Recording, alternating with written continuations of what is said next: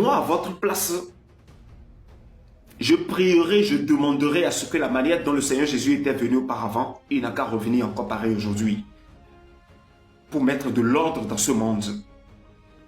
Car en vérité, le monde en a besoin, de l'ordre. Car en vérité, ce monde, c'est pour les hommes. Et lorsque Dieu parle disant que Dieu est un Dieu pour les vivants et non pour les morts, il ne parle pas de ceux qui ont pris par la chair, ceux qui ont pris par cette terre, ils sont partis, que vous les avez enterrés et que leur nom demeure dans l'histoire. Non, il parle de ceux qui sont sur la terre, qui vivent, qui peuvent marcher, parler, faire tout. Car c'est dans cette chair-là, c'est dans ce monde-là qu'on adore Dieu. Que Dieu gagne une gloire quelconque. Ce n'est pas après ta mort que tu adores Dieu, non.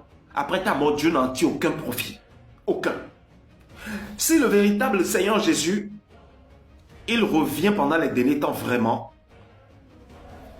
et s'il ne parcourt pas les sociétés du monde pour les frapper, s'il ne défie pas les charlatans, s'il ne défie pas les grands puissants de ce monde,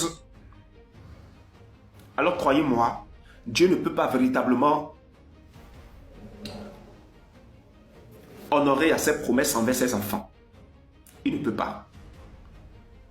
Car en vérité, je vous le dis, aucune des promesses qui ont été faites par le Père n'a été réalisée. Du moins, ce n'est pas encore.